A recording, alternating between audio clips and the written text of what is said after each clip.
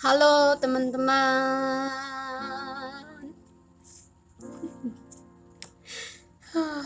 Teman-teman, hari ini saya mau bicara-bicara begitu. Saya mau cerita tentang COVID-19. Jadi COVID-19 ini kan sebuah virus yang menyerang manusia ya, virus yang sifatnya menular. Salah satu sifatnya tuh menular gitu. Makanya kan kita tidak boleh pegang tangan, kita tidak boleh berpelukan, kita tidak boleh kumpul dengan banyak-banyak orang seperti yang biasa kita lakukan. Terus COVID-19 ini juga penyakit yang terjadi secara global gitu. Nah, biasanya kan kalau virus dia selalu ada dalam jangka waktu tertentu dan dia hilang. Tapi COVID-19 ini berbeda. Nah, sudah dari tahun 2020, awal-awal bulan Maret itu, hitung sudah berjuang sampai dengan tahun 2021 nih. Tahun 2021 semua habis lagi. Belum ada perubahan gitu. Dan menurut saya keadaan awal di tahun 2020, bahkan saat kita sudah masuk di new normal, itu masih sama gitu, tidak ada yang berubah. Nah, kenapa? Karena masih banyak orang yang sakit karena COVID, terus ada yang gagal diselamatkan, ada yang akhirnya bisa sembuh, dan kita juga kehilangan orang-orang yang kita sayang karena COVID-19. Nah, COVID ini dia terjadi secara global. Jadi bukan hanya kayak kita di Papua, Indonesia saja yang alami, tapi semua orang, semua negara yang ada di dunia ini juga alami, dan semuanya turut berjuang gitu. Ada negara-negara yang berhasil dengan sangat baik sekali menangani kasus COVID-19 di negaranya gitu. Dan ada negara-negara yang berhasil juga mengurangi angka kematian, dan mereka mau bantu negara-negara lain juga. Tapi ada negara-negara yang mementingkan keselamatan masyarakatnya lebih utama daripada dengan membantu negara-negara lain gitu. Nah, tapi COVID ini dia tuh secara umum dia tidak hanya menyerang kesehatan saja dari sisi kesehatan ya, tapi juga edukasi menjadi terganggu. Nah, pertama, kita akhirnya harus belajar online. Nah, belajar online tuh tidak seefektif ketika kita belajar mandiri gitu.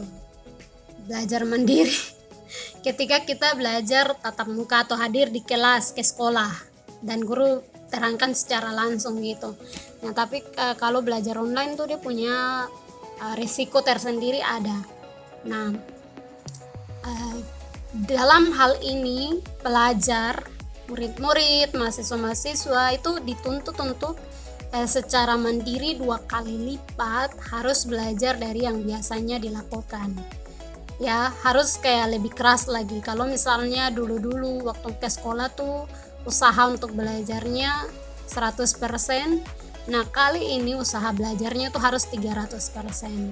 Kayak gitu. Itu hal yang harus dialami di dunia pendidikan gitu. Dan di dunia ekonomi ada terjadi peningkatan finansial ya.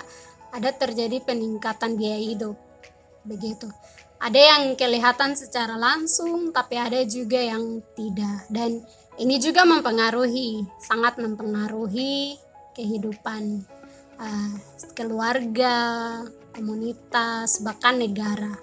Jadi COVID-19 ini juga turut berdampak pada ekonomi. Jadi ekonomi negara, ekonomi komunitas, ekonomi keluarga, bahkan ekonomi personal individu juga turut terganggu karena COVID-19 gitu teman-teman.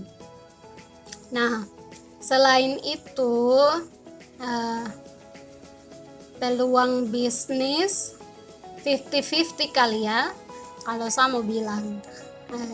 50-50 itu begini, untuk orang-orang yang bergerak cepat secara khusus dalam dunia kesehatan, itu peluang bisnisnya tuh good ya.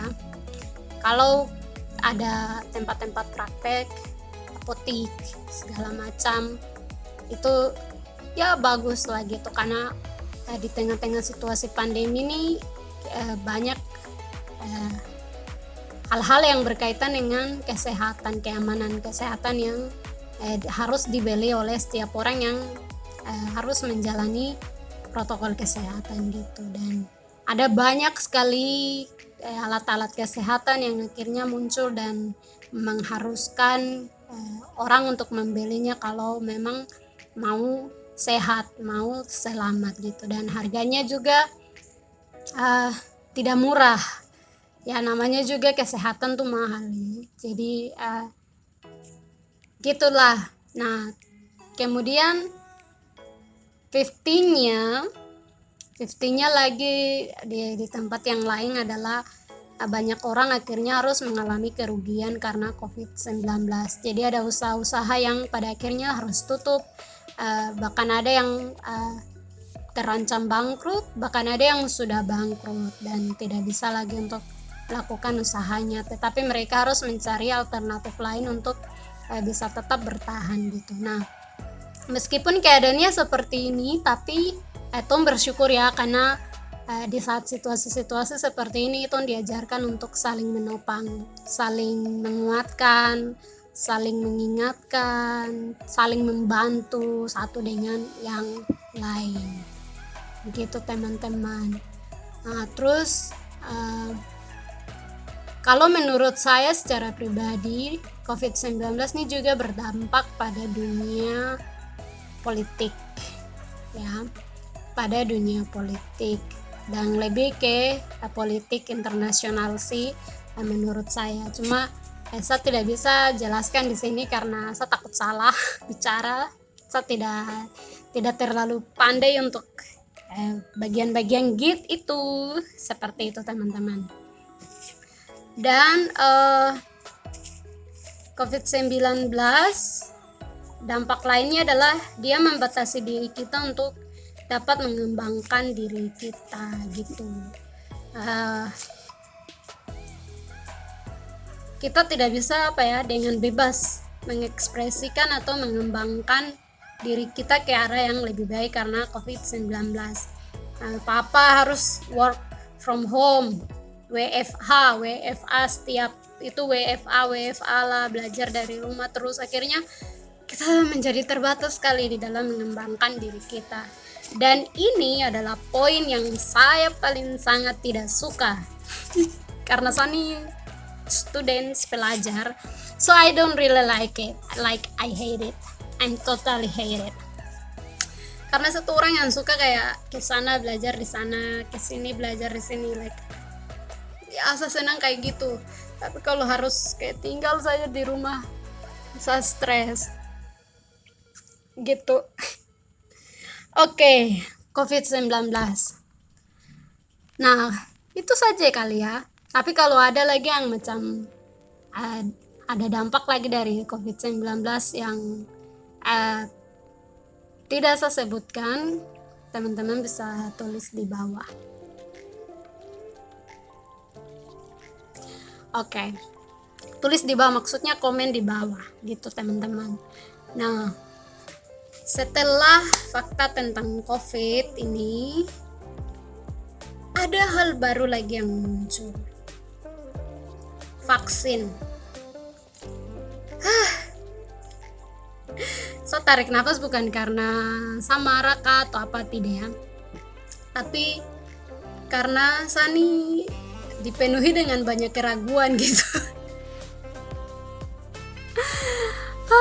Kenapa saya ragu? Tunggu dulu, yang pertama saya belum masuk ke kenapa saya ragu ya. Yang pertama, satu senang sekali karena ternyata sudah ada vaksin gitu. Maksudnya secara tidak langsung saya bilang saya senang karena oh iya sudah ada harapan, vaksin itu kayak harapan lagi tuh untuk akhirnya COVID tidak ada, terus bisa bebas gitu. Tapi di sisi lain malah kayak lebih susah lagi, lebih sulit lagi dari situasi COVID sebelumnya gitu. Jadi vaksin yang saya harapkan bisa mengurangi beban, menolong gitu. Pertama sekali, Sani lack of information gitu. Karena tinggal saya rumah terus saya tidak berusaha untuk mencari tahu tentang vaksin, jadi zero knowledge tentang vaksin. Jadi pengetahuan tentang vaksin itu zero, itu yang pertama. Dan yang kedua, saya mendengar bahwa vaksin ini dia tuh hanya kayak macam membantu daya tahan tubuh gitu. Jadi ya kayak dulu kita kecil kita dapat vaksin supaya tubuh ini kebal dari penyakit, supaya bisa tetap sehat gitu. Jadi kata lainnya adalah vaksin ini dia seperti vitamin. Nah, kemudian di sisi lain masih tetap dianjurkan juga untuk minum banyak vitamin dan apa. Tapi vaksin ini kadang ada orang yang meninggal karena vaksin. Nah, sebenarnya saya tidak tahu itu betul atau tidak. Tapi dengar-dengar ada orang yang meninggal karena vaksin. Nah, itu yang bikin saya juga ragu-ragu gitu.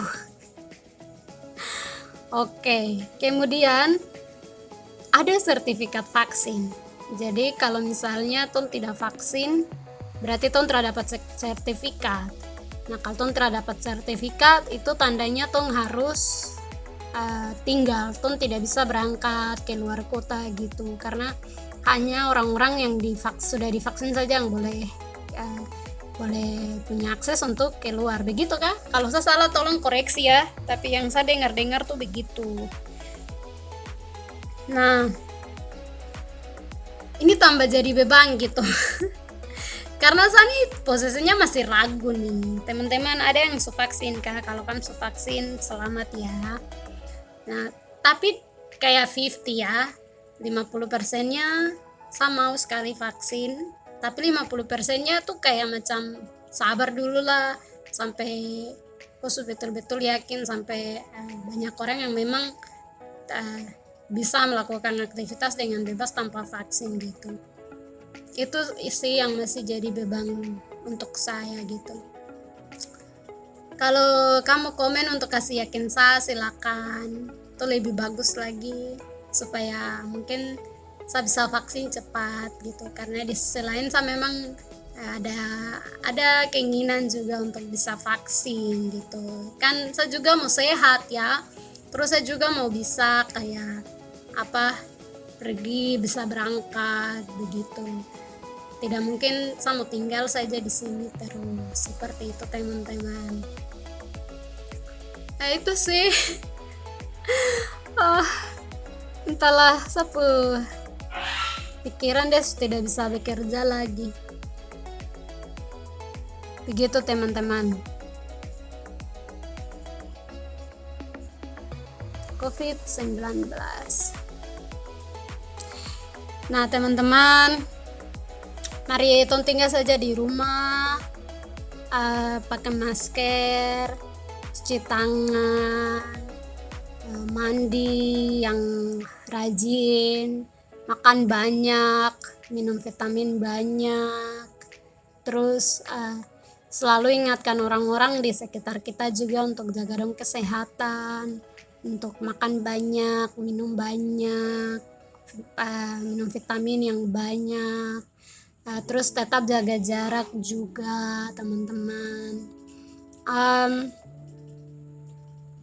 Teman-teman harus tetap sehat, teman-teman harus bisa tetap bahagia, tetap ceria, supaya kalau corona, Tuhan sayang corona berakhir, kita bisa bertemu lagi, karena teman-teman sehat selalu gitu.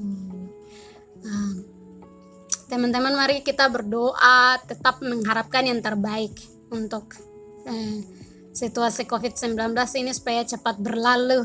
Badai ini biarlah cepat berlalu, supaya kita bisa dengan bebas beraktivitas seperti layaknya manusia yang hidup di bumi ini. Seperti itu teman-teman. Oke, itu saja teman-teman. Goodbye, bye-bye, bye-bye, bye-bye. Terima kasih, Tuhan Yesus memberkati kita semua.